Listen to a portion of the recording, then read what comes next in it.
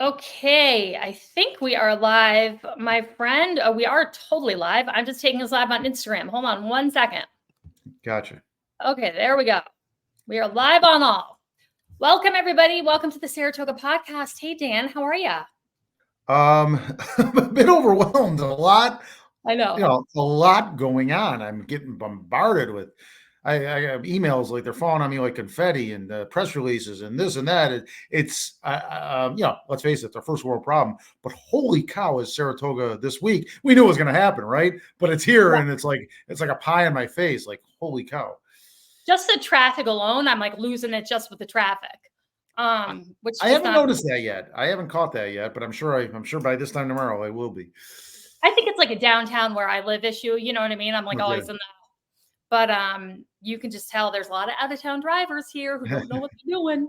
Yeah, wait till Saturday. I know. So we've been on a teeny bit of a hiatus, which I have to apologize for because that was Yeah. mostly my fault. I was traveling. My brother got married in San Francisco. But I'm back, although we're missing Adam today. But hopefully we will be together next week. But in the meantime, we have a lot to talk about. Oh my God, yeah. It's So much. Saratoga. Of course we've got a lot to talk about. I know. So should we start with the city council recap? Because we did have a city council meeting last night. Yes, and you caught all of it. I caught only a portion of it, a small portion, but a relevant portion, and we'll talk about that down. So why don't you kick it off? So I did catch all of it. And I have to say, I was like cleaning the second floor, like upstairs in my house, listening to it on my headphones. And I thought I'd be doing like a light clean, it'd be like kind of a standard council meeting. By like 9:30 or 9:40, when it finally wrapped up, I had like cleaned the entire second floor. I had to take a shower afterwards because I was like all sweaty. I was like, I was not prepared for this type of meeting. But basically, it started off with on Monday when they had their pre-agenda meeting. Commissioner Moran had kind of warned that he expected like a very large crowd at last night's meeting, and he was questioning why they were doing it in the city council room. And it was kind of like a weird conversation because I think no one else really was in that mindset of, oh, the first meeting in June is going to be like packed. And then finally, Commissioner Moran was like, well, I don't know, maybe I'm the only one reading the news lately.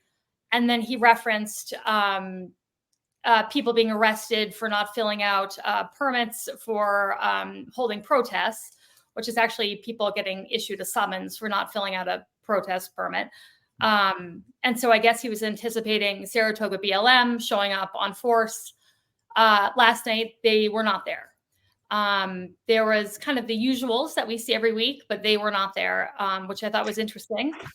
And then there were a couple public comments that were very supportive of Mayor Safford, thanking him for his military service. We've just gone through Memorial Day. Also, a couple people talking about the homeless issue. One who I believe her name is Hannah Hurley. I could be making that up, but I think her name is Hannah Hurley. She was on the homelessness task force that happened last year. She comes to almost every meeting. She's very unhappy with where the city is in terms of movement on a permanent homeless shelter. But it was interesting because her opinion was offset by a few other voices that were really appreciative of everything that the city is doing to make various solutions for people who are unhoused happen. So I thought that was kind of a positive, that people are kind of seeing that the city is really firing on all cylinders to try to help people who are unhoused at every degree, at every kind of level. One of the things that came up in that conversation after public comment, Commissioner Cole responded to this. One of the public commenters has been saying for the last one or two meetings that the SSPD has specifically been arresting homeless and unhoused individuals for no reason and like locking them up and throwing away the key so that we don't have to see them during the Belmont experience, which is a pretty horrific accusation to make. And certainly, and not easy to prove or disprove. Well, I was kind of shocked because everything the police department has been doing and public safety has been doing has been kind of contrary to that spirit. They created community engagement officers who specifically go out and form relationships with the homeless. We have a homeless court to divert the homeless out of prison. And we've been working with RISE. We've been working with Shelters of Saratoga. been taking all these efforts to make it a positive experience and really get people back on track. And so I was like, wait, what? Like, I just can't imagine the SSPD rounding people up for no reason because they want to get them out of sight, out of mind. So Commissioner Cole spoke to that issue after public comment and clarified that he spoke to the police chief. He was informed about any arrests that have happened with people who have been unhoused.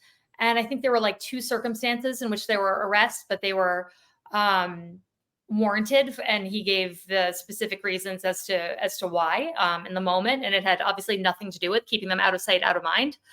So I thought it was great that he corrected the record, but I was really kind of shocked at how much media pickup that rumor essentially got.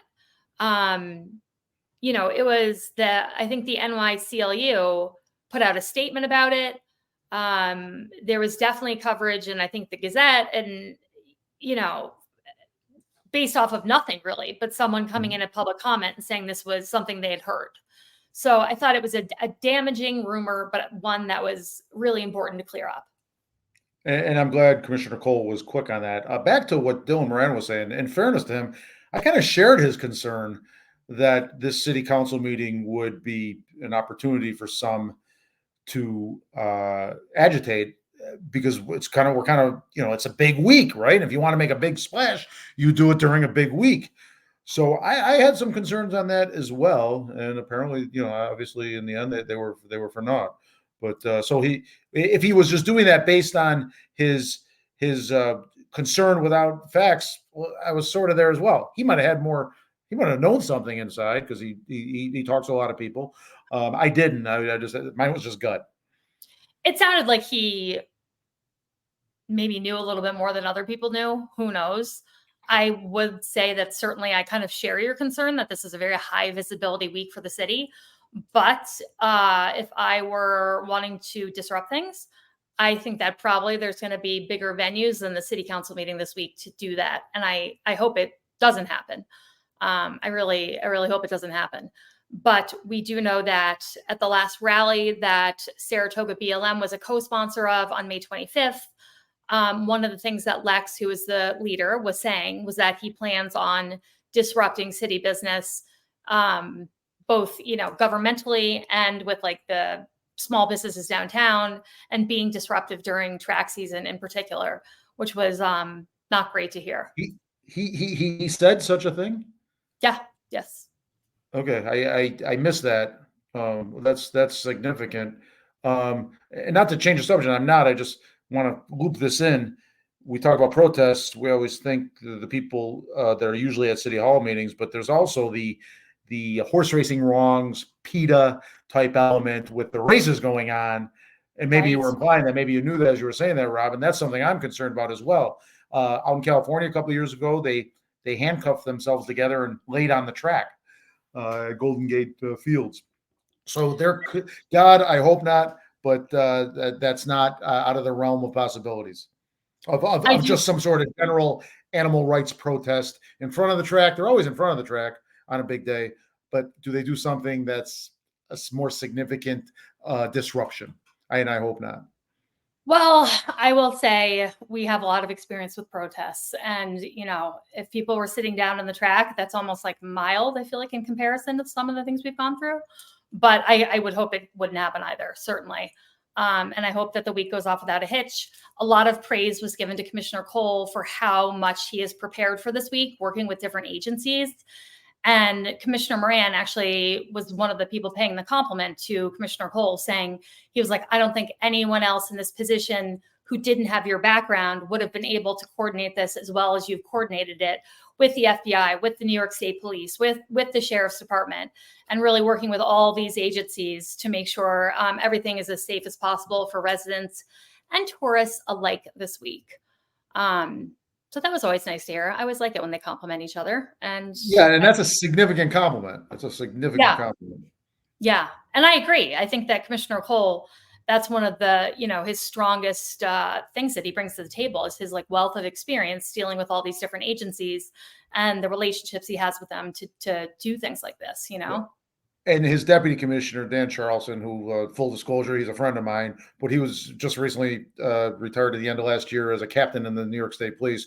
So Commissioner Cole brings tremendous experience, as does Dan Charlson. Yeah, I don't know Dan as well, but my interactions with him have always been very positive. So public comments, nothing really, wild happened. 2 women were asked to leave at one point, which was interesting. Mayor Safford was like, if you can't stop talking, I'm going to need you to leave. And then he was finally like, you both need to leave. And they left. And he was like, thank you for leaving. So were they talking to each other loudly, or were they at the microphone being obnoxious or something? I think, it was kind of hard to hear from home. I think they were commenting on what was being discussed at the table, and they weren't at the microphone. And so they were just kind of creating a disruption in the audience section. But they continued to be noisy and people couldn't be heard. And so, he did the right thing and they left without incident. So that was good. So misbehaving like in second grade. Yeah, pretty much. Except in this case, you could just go sit outside and watch the meeting and, continue to chat. So let's see. Going through the agendas, nothing super significant until this kind of one issue started to be brought up that then became like a freaking massive fight towards the end of the council meeting. And it's not a sexy issue per se, but it really did cause like 40 minutes almost by my kind of estimation of like yelling and ugliness at the council table in a way that we really haven't seen with this council in particular. So it started with Commissioner Songvi had put in for some upgrades for people in her department, upgrade their civil service level and their compensation. And she had, a handful of people who had their upgrades approved by civil service and by HR and so forth. And so she wanted to have it voted on and passed at last night's meeting.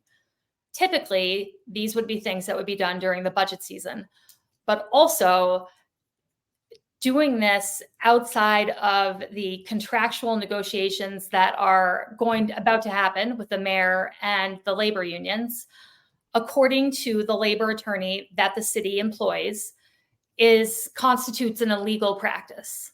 Brian Kremer, who's the labor attorney, has come out with this letter informing the city council that he believes doing these upgrades outside of that time period is basically participating in an illegal process. And so, because like you implied, sorry, Robin, it should be done through the collective bargaining process. Correct. Anywhere else, it would be okay, but Saratoga, being Saratoga, has a bunch of quirks that under the city charter makes this something that the mayor's office should be negotiating, not the way it's been done. No, not at all. And during budget season as well, which we are not in. And so that kicked off this kind of debate about, at first, there was a little bit of defensiveness on the part of Commissioner Moran and Commissioner Songvi about the urgency to compensate our employees fairly and adjust their job descriptions, some of which haven't been touched in like 20 years, and to make sure we're compensating people for the work that they're doing in a way that, keeps them at City Hall, which I agree is super duper important. But Tim Cole, his point was, I'm not going to vote for something that our attorney is telling us is illegal. Like he was like just very black and white about it. Like I'm not going to vote for it. If our attorney says it's illegal, we need to come up with a process that works, that is legal, and then I'm all about it. And the mayor kind of weighed in with the same perspective. And Commissioner Moran and Commissioner Songvi, as well as Commissioner Golub, they really all have issues with Brian Kremer's legal opinion. They don't put much stock in it. They basically are like, we disagree with his opinion and we think we should move forward. I got to interrupt you. And I'm going to criticize them here. They don't put much stock in it because he disagrees with the position they want to be in to quickly do what they want to do. And they have good reasons for wanting to do what they want to do, but do it the proper way. And we're using city money at $250, $300 an hour to have Mr. Kramer, who is a respected labor attorney, as you know, that was my field, public sector labor, to research this and lead the way, or show the way anyway, show the proper way to do this. And the majority on the city council is saying, nah, we don't want to do it that way. Is what I'm saying. I'm going to be devil's advocate for a minute here. I agree with you to an extent, except for the fact that this issue came up a couple months ago. And to date, Brian Kramer has not said, okay, here's how we can solve this and put this new process in place. This is what I would propose. I agree with that, but it doesn't make his original advice and counsel incorrect. True. And I also think, like, if half of the city council isn't going to put any stock in a legal opinion that we're paying for, they should probably get a different labor attorney. Exactly. Exactly. But it smacks of lack of convenience that he is making it harder for them to do what they want to do. And they have legitimate reasons for, at least, me being a labor guy, I want to believe they have legitimate reasons for wanting to do upgrades. But because of the quirks, and there's a lot of it, and I won't get into the weeds here, other cities could do it without outside. In fact, essentially state law would allow them, it'd be a management right for them to establish salary grades and so forth. But because Saratoga made some, I'm guessing, mistakes probably decades ago, and the way state law is going to interact with our city charter, that needs to be done through the collective bargaining process, and it's not being done through the collective bargaining process. Well, and it was interesting because Commissioner Moran was making an argument that, like, this kind of minutia, like adjusting, job descriptions and getting kind of this nitty gritty, wouldn't happen during a collective bargaining agreement discussion, that it would never get that granular. And, I don't know that that's the case or not, but, everything Commissioner Songvi was asking for her employees, I thought was totally warranted. It again just came down to this kind of procedural issue. So anyhow, it can be done outside the grand negotiations. You can negotiate anything at any time, but to your point, there are more efficient ways to do that, and the best way to do it will be all at once for a new collective bargaining agreement. But there's no requirement that it be done all at once. It's just, it's probably advisable if you can get it done at the same time. But they can get granular, and by law they have to be if they want to move forward on that. They can't just blow off the law because it's kind of hard and takes a little bit of time and so forth. You got to do it the right way. Well, and by all accounts, they had done it the right way in the sense that they went to HR, they went to the Civil Service Commission. The Civil Service Commission signed off on the upgrades and changes, and so almost all the boxes that you have to check were checked. So it's not like they're skipping those steps. But anyhow, they voted on these upgrades and they passed 3-2. So Commissioner Cole and Mayor Stafford voted no. The other 3 commissioners voted yes. Okay, fast forward to the public safety agenda. On the public safety agenda, and this was something that they had gone over the day before during pre-agenda, no one had said anything about it. Commissioner Cole had an item on his agenda that he wanted to create a new purchasing position for the public safety department. And he explained that they had 3 purchasing agents in DPS. One left a few months ago. One's about to leave next week to go work for a dental office.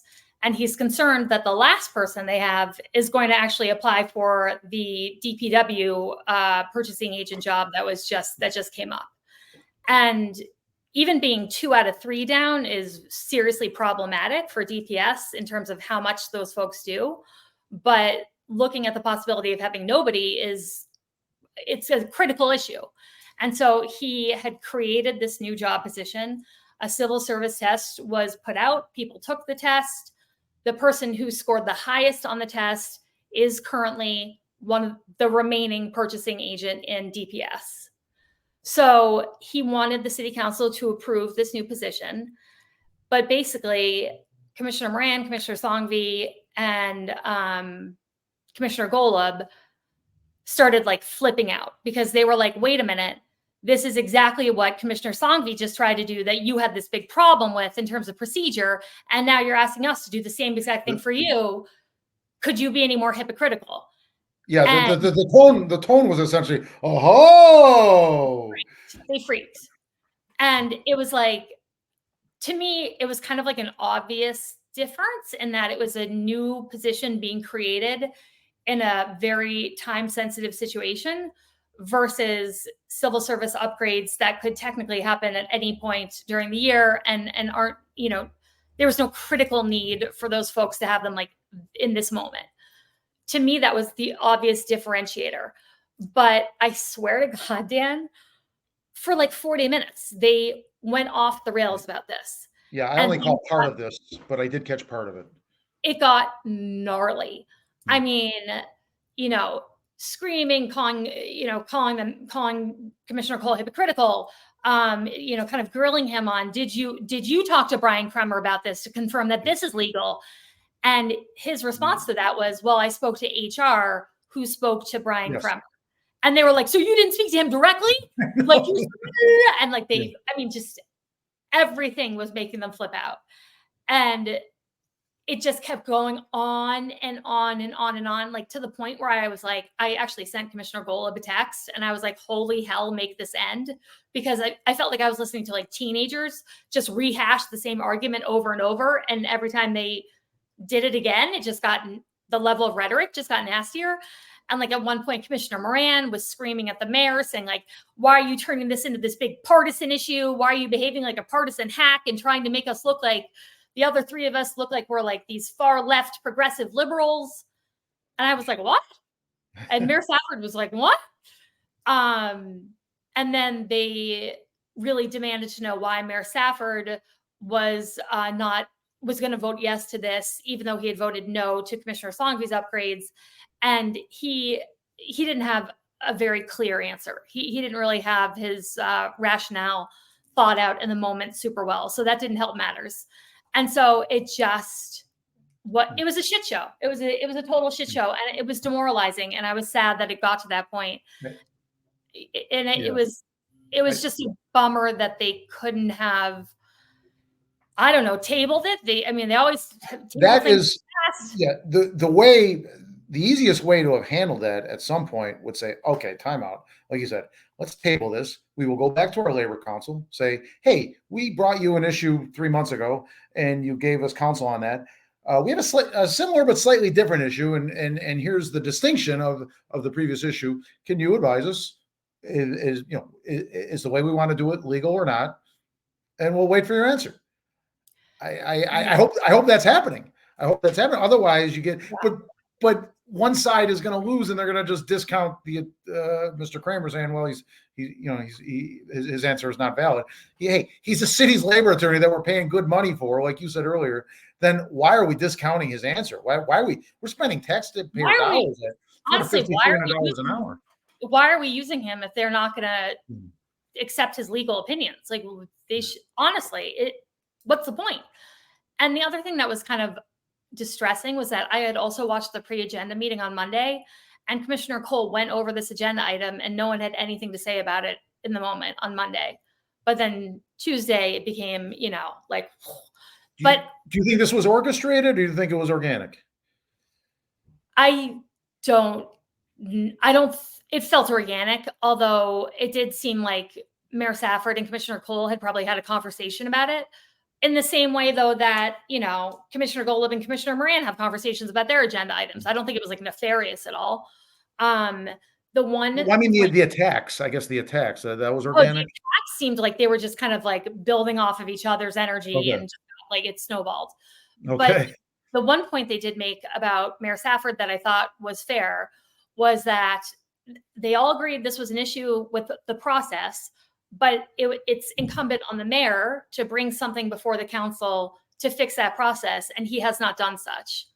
And so they were like, yeah, we're waiting on you. You got to bring us something and we're happy to vote on it and solve and clear this up so we don't have these issues moving forward, but you haven't brought us anything. And so I thought that was a fair point. And I know it's only been, a couple months, but it's been 6 months probably that Mayor Safford's been in office. This is only a 2-year term. This issue did come up a couple months ago. And so I know he's got a million things going on and it's those jobs, you're so busy, but this seems like something that probably they should have been working on with Brian Kremer. So they could have had something to the council before this and kind of avoided this whole situation. Yeah, I'm confused. You mean have Brian Kremer address this new issue that Commissioner Cole brought up last night with creating the new position? Is this No, legal? just address the issue of doing upgrades outside of the uh, uh, Right. union The negotiation. collective bargaining process, but it seemed like that issue was answered by Mr. Kremer, at least that it's illegal. I see what you're saying. Okay, Mr. Kremer, fine. What's the way out? Right? Yeah, Is that what you're saying? How do we yeah. get out of Because, for this pickle? example, like you can't tell me it's illegal if you have 2 or 3 people who are doing the same job and they all quit, they all leave. It can't be illegal to bring a new person in or promote someone in that department to fill that hole, whenever it happens during the year. There's no way that's illegal. There's got to be obviously a way to work around the legal issue that Brian is seeing to resolve this so we can actually have like a functioning city government and be able to fill positions if there's Yeah, an issue. it does seem like further questions should have been issued to Mr. Kremer to clarify the issue further and bring it on home. And it's too late. It's too late for last night's meeting to do that, but it's not too late for the issue, right? And they should, all 5 of them should agree. What are we asking Kremer? Well, here's. I mean, maybe technically they don't have to. Maybe the mayor can just issue it. I don't know, but to have some cooperation amongst the 5 of them, they should say, okay, let's find out where we stand. And city has in-house city council that aren't necessarily labor, as you mentioned, but they know something about it, so they can guide them there. And so this should be solvable. This should not be a mess. I totally agree. And I also was just like, if these issues were going to come up, why wasn't Brian Kremer there to address it with the council last night? I mean, Tony Izzo's always there. I think Mr. Harper is usually there, but no attorney came to the lectern to discuss any of this. It was just all fighting amongst the council. The one other thing that I was going to point out, though, is that at one point they referenced Commissioner Madigan, and they were like, I wish Commissioner Madigan was still here to tell us if these upgrades were something that happened commonly or routinely during her tenure. And I know the answer to that. And the answer is no, that these were doing an upgrade outside of the budget season, outside of contractual negotiations, were something that was really strongly avoided. At all. I mean, it was really very rare that it happened. And it wasn't something that finance liked to do. They like to do it during the budget season when all this negotiations are happening, not outside of the budget season, unless there was a seriously compelling or time-sensitive reason to be doing so. So I wish Commissioner Madigan had been there to give that context to them, because I think it would have helped a little bit, because I think this council and the last council has been using these upgrades during the year more and more and more often. And I don't think that's the right way to be handling it. I can't tell you how many times as a labor leader, we approached the state of New York and said, hey, we've got this issue. It's really unfair. It's killing recruitment. It's killing retention. They would say, okay, about a year from now, we're going to initiate contract negotiations with you. Make sure you bring it up then. I mean, it got obnoxious because we knew what the end. Ultimately, we were quick studies. We realized what their answer was going to be. Now, there are, like I was pointing out earlier, there are times when you can have negotiations on a single issue. The state or the government, the management has an obligation to negotiate certain things, so that it happens all the time that you negotiate one thing, 2 things, 3 things, not just the overall collective bargaining agreement. Like I said, sometimes it makes sense to be efficient about it, but but the state, if it's 4 years out, 3 years out, you need to address it now, right? You shouldn't, even though but I don't know the cycle of city negotiations right now. But yeah, the urgency or the perceived urgency, you can always give that person back pay, because it takes a while. Let's say it doesn't go until a year from now. You can make it retroactive, that upgrade to whatever date you pick. Yeah, granted, the person doesn't get the money today, but they are ultimately made whole. True, but I don't know how you would operate DPS down 2 out of the 3 purchasing agents, because they do so much more than that. Like, they're the ones who handle what Commissioner Cole is saying is apparently something new, a new title, I think, as I understand it. Correct me if I'm wrong. At a certain grade. Yes. And he's saying that is the distinction between what they were doing, current titles upgraded, versus creating a brand. And I could be wrong here. I only saw 15 minutes of last night's meeting. So everything I'm saying here is qualified on my impressions, but it does seem like what Commissioner Cole was proposing to do was much different than what council warned against, that it was being illegal, or maybe not much different, but different enough. No, you're right. And when he said that, they were like, yeah, but you have the person in mind already who you want to put in that position. So you're just creating it for them. And he was like, no, there was a civil service test, and this person was the number one high scorer on the civil service test. So yes, obviously we want the person who's the most qualified to be in the position. And this is the person who's number one in terms of the test results. So he was like, it was certainly open and competitive. It just so happened that the person who scored the highest is the person who, is the remaining purchasing agent who, he would like to see in that position. So anyhow, it went around and around. To their credit, they ended up voting on Commissioner Cole's request and passed it 5-0. So they were able to kind of put all the ugliness aside for a hot minute and vote on it. But, Commissioner Songvi multiple times expressed her deep disappointment in Mayor Safford. It was not good, guys. It was not good. On such an inside baseball kind of issue. I know. We have a comment from Jeremy Messina for Assembly. I think Mayor Safford is doing a good job. I will say, if this had been Ron Kim, it would have gone like nuclear. Like the friggin' building would have blown up. So yeah, I think he handled it as well as he could handle it.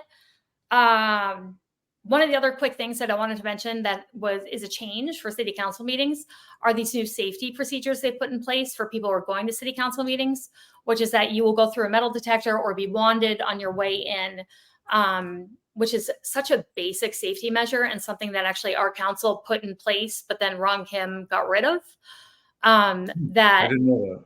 Yeah, it's so necessary. The fact that you can just walk into a governmental building, walk into a public meeting like this, and there's literally zero security. You could walk in with whatever the freak you want, is crazy and doesn't happen in any other municipality, The Daily Gazette, which has taken the city to task, as well as Commissioner Cole and Mayor Safford on other issues, wrote an editorial. I don't know if you caught it 2 weeks ago, or we can have yeah, duh. That was the essence of their editorial. Good move. We get it. Exactly. And by the way, if you go into City Hall and you go to the second floor where the courts are, you go through a metal detector. So it's so the only, there was one person in public comment, Kristen Dart, who was upset about these new steps being put in place, because she made mention that when she's on the first floor of City Hall, walking to the meeting room, all the offices are locked. And God forbid there was someone shooting, there would be no place to basically go. You'd be like a sitting duck in the hall. But I kind of was I was kind of confused by that, only in that, I don't know, so the commissioners and the mayor should leave their offices wide open when the public's coming in and out of the building for a city council meeting. I'm not sure that's the solution either. I get what she's saying. I get to your point. And a quick point, Commissioner Cole brought that forward because there was a written recommendation from the insurance company, I believe, right? The city's and we've been dumped by insurers before. So when the insurance company talks, the city at least has to listen with an understanding ear. Not maybe ultimately sometimes you got to tell the insurance company no, but we do that too many times, and we saw what happens. In this case, it was a dysfunction that the insurance company bailed, and we got a new insurance company at a much higher price.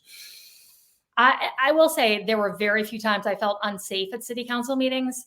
I did have to wear a bulletproof vest a handful of times, which is the most unflattering thing ever. And I was like, screw this, I'd rather be unsafe. But the only times I think I've noticed that have made me uncomfortable, people have kind of crossed the line from where the public is supposed to be, into where the commissioners and mayors are sitting, have physically kind of broken that barrier. And that starts making me very, very nervous. In the meeting room or upstairs? Both. Okay.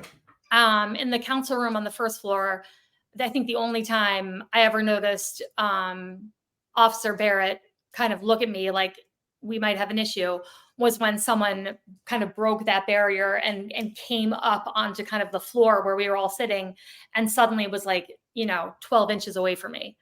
And so, that makes me uncomfortable. And I'm glad they're doing this in general. I think it's for everyone's benefit, and it is long, long, long overdue.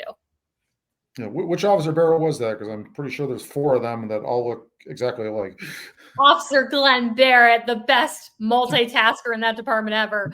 Our SRO, our mounted police officer, he's just City Hall, yeah. The deals with track. all the city hall meetings. I mean, he's a freaking saint. I love that man. He's terrific. Another interesting thing to note: Fire Station 3 is open. Oh, I know that well, Robin. I know that well. They were at my house last week. I had a medical scare, took an ambulance ride, and they were there. The fire truck out of Fire Station 3 got there much more quickly than, because I've had them there in the past for my kids, and I didn't time it because I had a medical issue. Fortunately, all problems negative. I'm sorry? You didn't set your stopwatch the second you started feeling bad? Well, one time I had like something that was just on the cusp of it. It was like I think it was a strange, maybe a gas leak or something. So I was able to be outside. I said, well, let me see how long this takes. So I did time them once. But I do have a clean bill of health, incidentally. But I was a beneficiary of the new Fire Station 3 being closer to the Eastern Plateau. So accommodations to not just the current city council, but the past, going back to you and probably before you, right? This was not this was not put together in 6 months. Awesome. So it's several years. So I, as a citizen, I appreciate, we complain a lot on this podcast about certain things. This is a great city to live in. Well, I am very glad to hear that you're okay. But also, I will just take personal credit, and I'm very happy that I was able to get an ambulance there in a timely manner. Thank you. No, I will always give our council a lot of credit, because Mayor Kelly secured the land, and Commissioner Madigan secured the bond and financing, and we broke ground, and then handed it over to the next council. So it's so gratifying to see it open. And I drove by the other day and I saw the ambulance and the fire truck there. I am anticipating there being a financial problemo as this continues, because they still don't seem to have resolved how we're funding this in a way that makes me feel comfortable. But hey, I'm not going to look a gift horse in the mouth. For right now, we've got 3 fire departments functioning. Rock on. Yeah. What I'll say, and this is going to sound cavalier of me, because obviously I want my city government to be efficient and cut costs and so forth. But ultimately, if this grant money runs out and there's nowhere to go, hey, that's the cost of doing business. And if you got to raise my taxes to have proper fire coverage and EMS coverage in the city, I want you to cut elsewhere as much as you can, and so forth. I want you to be efficient, but I'm not terrified of that. I know what you mean.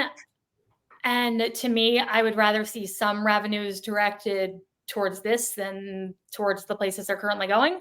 Well, that's what I mean. They have to be efficient. It's like a multi-million-dollar budget gap, like many millions. So it would be a significant amount of money. And with all the projects that the city is trying to accomplish, I think it would be a serious financial problem if that were to happen. So hopefully, I know Commissioner Songby has been planning for this. And so hopefully, with the revenue that starts coming in from paid parking, although I feel like that's been promised to like everyone and their mother, maybe the marijuana revenue, once we get these places open, which is supposed to go to public safety, could help offset some of those costs, or we could get the grant extended. Who knows? Either way, I'm just happy it's open. Absolutely. Good point. Thanks for bringing that one up. Speaking of which, I just wanted to mention paid parking. The paid parking program goes into effect next week after the Belmont in terms of enforcement. So if you're a resident and you haven't registered your car with the city yet, go to the webpage, go to DPW's Facebook page. It's super easy. It took me like 2 seconds. You basically just have to put in your license plate number and like a description of your car. Boom, boom, boom. Done. It's registered. You don't have to do anything else, because your permit is your license plate serves as your permit. They'll scan your license plate to see that you have a permit. The The only thing that is like a little bit of a hiccup for me and maybe some other people, I've got 2 cars. I registered one. I didn't register the other one yet because you have to have no more than 2 unpaid parking tickets to be able to get the permit. Well, And I may or may not have a few more than that on this one car. So I'm like, waiting. I'm just going to wait until the very last minute. just turn the plates in and put the car in your husband's name and voila. God, I'm going to get a vanity plate. Yeah. And yeah, good call. If you're a business owner, however, the DBA and the Chamber of Commerce is apparently sending out instructions on how to get your parking permit. If you are not a member of the DBA or the Chamber, I would recommend calling the Department of Public Works so you can get your business and your employees their permits, because this is coming up in about 5 minutes, and I don't want people to be getting ticketed for no reason. So, and a reminder: this does not affect any street parking. Correct? This is just the flat lots and the garages. Okay, I kind of have a problem with this statement because I live on Caroline Street between Henry and Circular, so right downtown.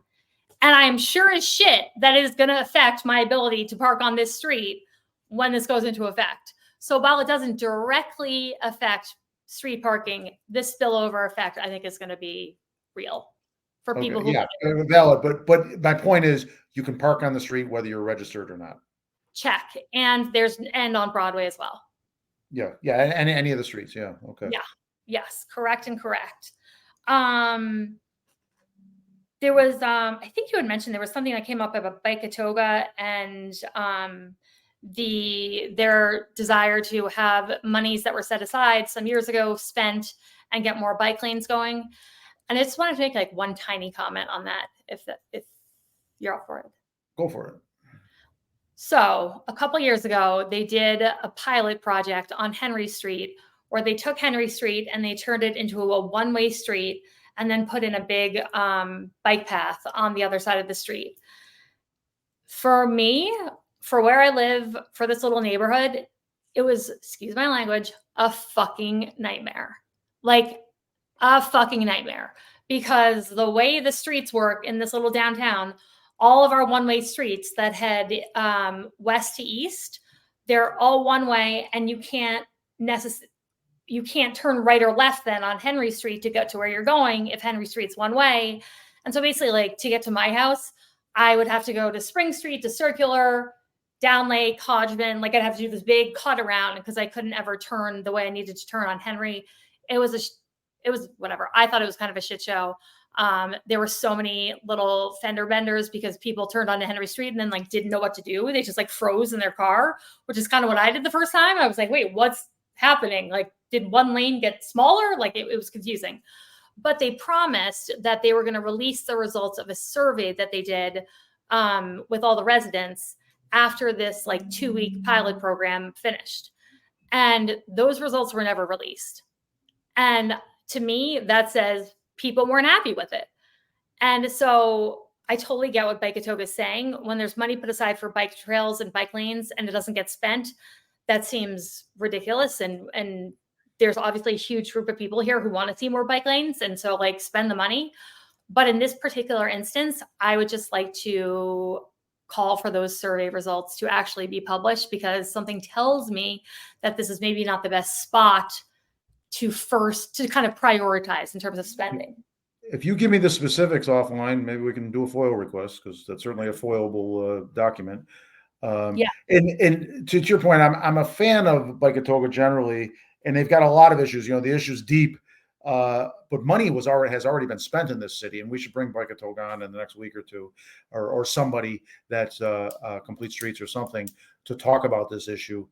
Because it's important. I know there's 2 sides of the bike issue and lanes and Union Avenue and all this, but I'm looking at the network of bike lanes and trails and so forth in the city, and I'm kind of marveling at it, and I'm excited at where it's going. Like, wow, this all came together.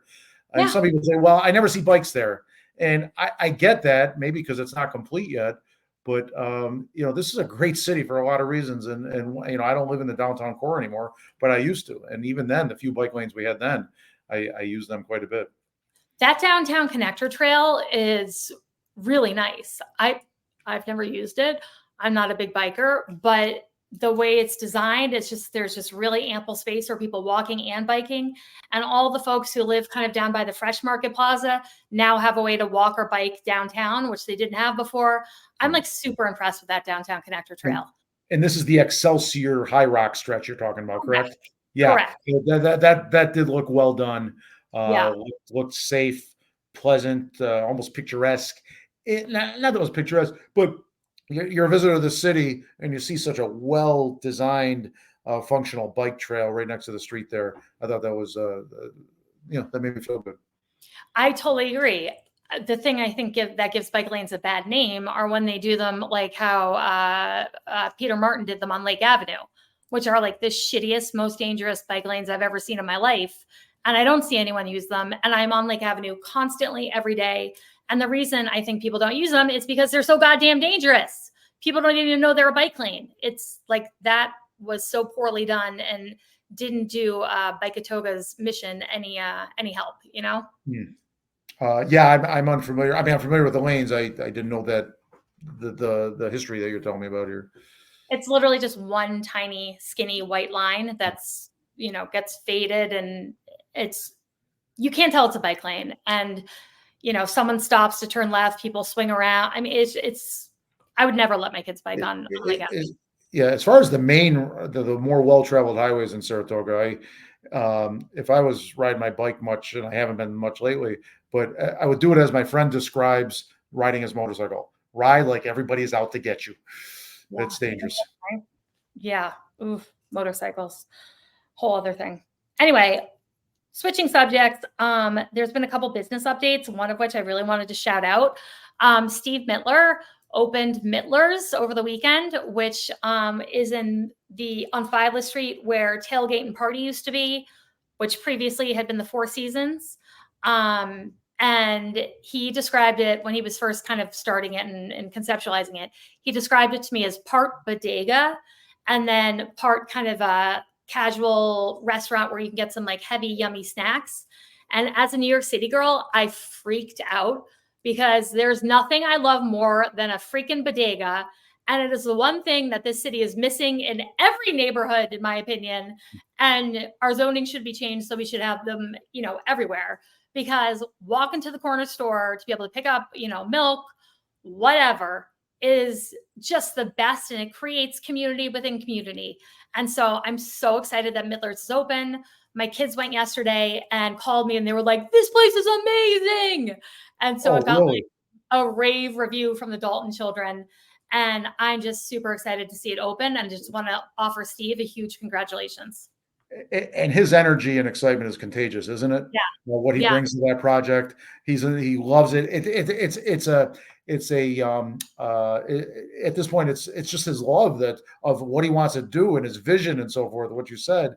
And I think that's really great. I hope he knocks it out of the park. I have not gotten there since he's opened. I have been through there a few times while he was constructing. It took longer than he hoped, but don't all these projects, I guess, to Steve. So folks, check it out. They're right across from Bailey's. Go ahead, I know it sounds like a weird thing, but I would always say to people, if it's like 8:00 at night, again, I live on Caroline between Henry and Circular. Say I want a Diet Coke and I want to go walk and get a Diet Coke. Yeah. There's no place to go. Like I'd have to walk up to the Storts across from the city center. Like there's just no, again, bodegas.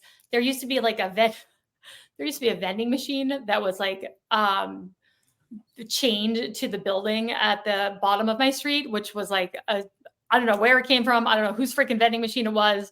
It was there for a couple of years. I freaking loved it, but then one day it disappeared. But anyway, I just think this is an awesome addition to the neighborhood. So yay, Steve, and thank you. What else you got for business? Well, we were hoping to have Sarah Berger on, who is the attorney for Gaffney's. And we weren't able to connect to make that happen today, but I'm hoping to have her on next week because I'd really like to get an update about what's going on at Gaffney's, because as we've read in the paper, the former owner, John Baker, who's holding the note for the current owners of Gaffney's, is made a motion to start foreclosure proceedings. He said, I think he had not been paid something like March, April, and May rent. And there was also something around $260,000 $100,000 in unpaid property taxes as well. And so he was starting the process of wanting to foreclose. I think that Gaffney's has been in kind of like a no-win situation for a long time. I don't know how you can operate a property that's that size and that type of venue without being able to play music, which is one of the restrictions that was put on them by the SLA. Almost, I want to say almost 2 years ago now, because it wasn't it during Jim Montanino's tenure. Oh, certainly. Yeah, certainly during his, yeah. So, Yeah, at least a year and a half. Yeah, so That's like within music, right? That's the limit of what they can do. all they can do Music, is like essentially music. Literally, like if you're in a store, like a clothing store, and you hear that kind of like quiet music, that's the only type of music they can have. And that don't work. I was there, the last time I was there was during Chowder Fest. It was jammed. And I remember texting the owner being like, Justin, we need music. And he was like, yeah, we can't do it. You know, so I don't know how you get a crowd and get people there when you can't play any music. It's just that it's that kind of venue. So I don't want to see any businesses foreclose or fail. But obviously, you know, for John Baker and I think he's holding like at least a $2.5 million loan for them. You know, he can't be out of that money as well. And so there's a lot of nuance to it. But I would love to get an update from Sarah, who is Gaffney's attorney, if she is able to come on. I think that was, we have a sushi place going into Fish at 30 Lake. Yep. Well, the same owners as Azumi, I think, down in Malta, that has a pretty good following, from what I understand. I always think it's a good sign when a sushi place, for example, has like multiple locations in the capital region. I always think that, you know, it's a good sign. That will create a concentration of Asian restaurants, or enhance the already concentration of Asian restaurants in that area. Fusion in the place next door. Then you got the place behind Gaffney's, the sushi place there, and now the one at 30 Lake. That's 4 Asian restaurants in about 2 blocks. So I will say Phyla Fusion and Sushi Thai are owned by the same person. Right, but they are separate restaurants. True. You know, the separate dining rooms and so forth. Maybe they share kitchens. I don't know. Hey, I want to mention here, Belmont Week, you know, busiest time arguably in Saratoga's history, perhaps. I guess that's still being written. But, you know, Gaffney's is limping along. The district is closed. Nashville is closed. Sperry's has been closed. The empty lot still sitting there. What's that? That empty lot is still sitting there next to Sperry's. Yeah. Dango's is gutted, and Kevin Decker, not formerly, of Ciro's, and some other people are gutting it and turning it into, I believe it's going to be a really nice restaurant. I think it's going to be called the Wild Horse. Good for Kevin Decker. He gave me a walkthrough of it a couple of weeks ago. It's down to the studs, or at least it was. And he was hoping to open this week. I don't know if he did. They put $1 million into Dango's, which I was very excited about as a neighbor, basically, of Dango's, because it was a little lowbrow. I don't know if it's going to be like a fine dining restaurant, but the kitchen, I know in Dango's previously was basically the size of a closet. So all you could do was basically like fry some mozzarella sticks and call it a day. So I think everything they're doing sounds great, but it does concern me that we're going into our busy season, and people who expect us to have these kind of staple nightlife venues open and happening, I mean, they're going to come here and they're not going to be there. And I don't think that's a good look.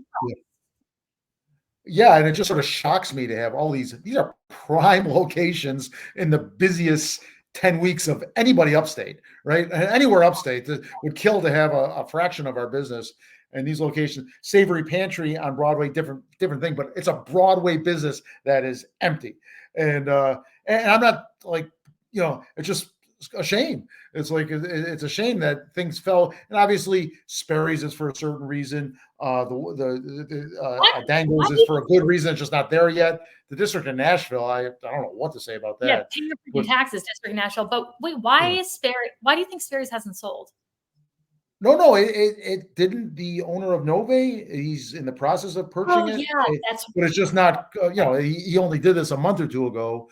So it's going to be a process, and he owns the lot next door, the empty lot. I think you just referenced that, and he has ideas for that, but it's just, so that's not a problem, so to speak. It's just a shame to see such prime real estate, something as iconic as Sperry's, continue to be empty now for the second summer in a row. And again, some of these locations are on the upswing. Some of them are not. So it's just a shame. Well, hopefully Walt Whitman will have a great summer. Yes. Some of our other businesses hopefully will have a Yes, great yeah, summer. we are focusing on negative. We got some stellar restaurants. To your point, Wild Horse is going to be a little bit like, according to Kevin, a Seneca is in that similar realm, I would think. God, I love Seneca. We got great restaurants in this town, and I don't get to them enough. I got young kids, and there's only 3 restaurants that they want to go to. Wait, it's so nice of you that you take your kids to the restaurants. I never take them. If I'm going to go out to eat, leaving those guys at home. My daughters love pasta, so Wheatfields is one of their number one choices, as is Forno Bistro. Well, I just have it always drilled into my brain from my father-in-law, Joe Dalton, that an empty storefront in downtown Saratoga is the absolute last thing you ever want to see, because the city did so much work, as we know, in the 60s and 70s and 80s to build up the downtown that we have now, which previously had been decimated and, empty storefronts everywhere. So, so hopefully these things, turn around quickly and have positive outcomes. But I wish it had been sooner rather than later, so we could have had a little more open before we went into summer. Yeah. You hate to see these places close 2 months before Belmont and track season, and that's what's happened with a lot of them because of things either by choice or it's been lingering for 2 years, like Sperry's, and then 30 Lake closed February, March. So it's just, and then Savory Pantry on Broadway, they closed just not too long ago. I was surprised they couldn't make it through the summer, and then you close in October, right, or January. I'm surprised that hasn't been leased yet. Well, oftentimes it's a price thing, right? I'm sure there are people that want to go in there until they see the price. I actually leased it to the Savory Pantry back in the day. Meanwhile, I think I might have said this last time I was on, but I went to the Bunker with my kids. That place is freaking we didn't great. mention the Bunker. Yeah, it's freaking great. It is. I was there as well. It's fun. It's so Saratoga, right? It's so Saratoga of this age. Of not 30 years ago, but of today, it's a perfect business, folks. It's basically a bar restaurant, at bar food level with several golf simulators in it. A golf simulator, think about a room about the size of a bedroom, a good sized bedroom with a giant TV screen where you hit the real ball, hits the net, and then the computers simulate. And you can pick any top course of the world. The computer will take you to Augusta or wherever you want to be, and you play that course on the screen. It's really nice. It's a TrackMan, which is like the best simulators. But the thing is that I think is so cool is that you don't have to go there just because you want to use the golf simulators. Like the bar area is awesome, and they have it all opened up. And so you just have this great view on the corner there. And I love how airy and open it is. And then on the second floor, they also have this one room that has the TrackMan, like the golf simulator, but also has a whole bunch of dartboards. And so you can kind of like have the whole area. So if you don't have golfers, you could do a little dart tournament. I didn't want to leave. It looks so fun. It's roomy and comfy in there too. Yeah. To have a drink and some snacks or whatever. Oh, and Starbucks is open. Sorry. I know I'm not supposed to be that excited about that, but I am so excited about it. I'm not a coffee drinker, but I love some of their non-coffee drinks. And my kids love it. And we go to Uncommon Grounds all the time. But as you know, the line there can be like 800 people long. It can. And there's just some things that you can't replicate from Starbucks. And I love how they've redesigned it. I'm happy it reopened because it means that the Adelphi project is getting that much closer to the end. I was in there and I have a different thing. I'm not a Starbucks person. I didn't hate it, but I sat in there, Robin. I didn't know if I was in Seattle, Boston, or Saratoga Springs. It sort of took me out of Saratoga. I didn't like it. I'm not a Starbucks. But not all franchises do that to me. This one really did. I mean, it takes me like a lot of franchises. I know I'm still in Saratoga.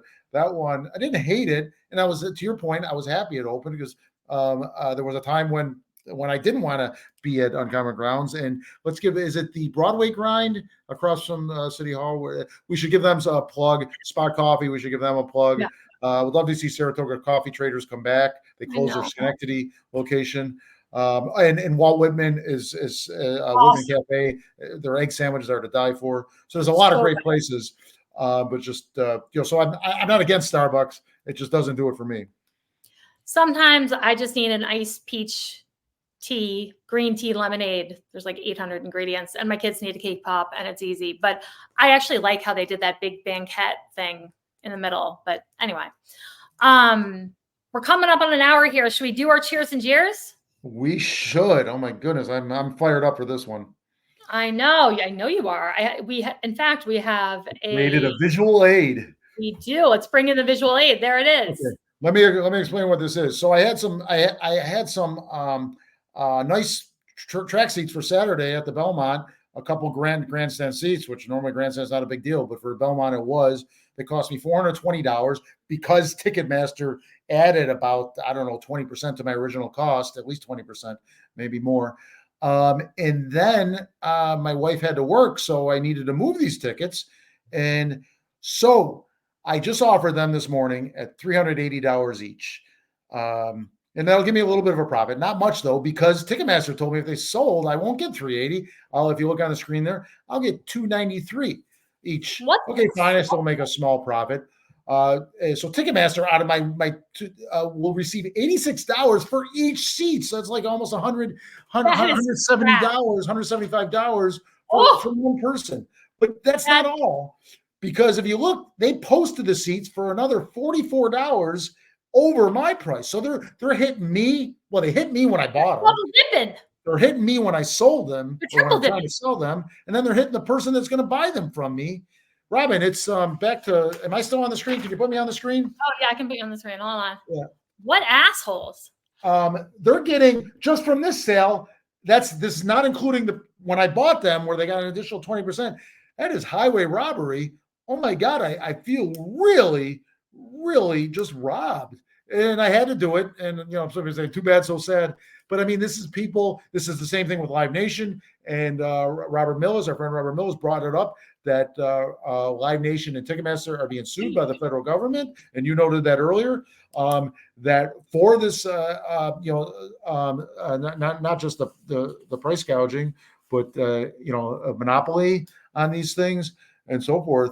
So go at it, federal government. In the end, it won't matter. They'll offer me, if you fill out these forms, you'll get 48 cents back because you were wronged 5 years from now.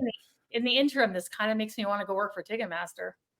Yeah, or at least invest in it, right? Are they public? No. No, that is total crap, and it would piss me off so much. Yeah, and I hope, and I don't think anything's going to change, but I wish NYRA and SPAC, because they're really the only game in town, right? They have to deal with Live Nation, probably. They have to deal with Ticketmaster, probably.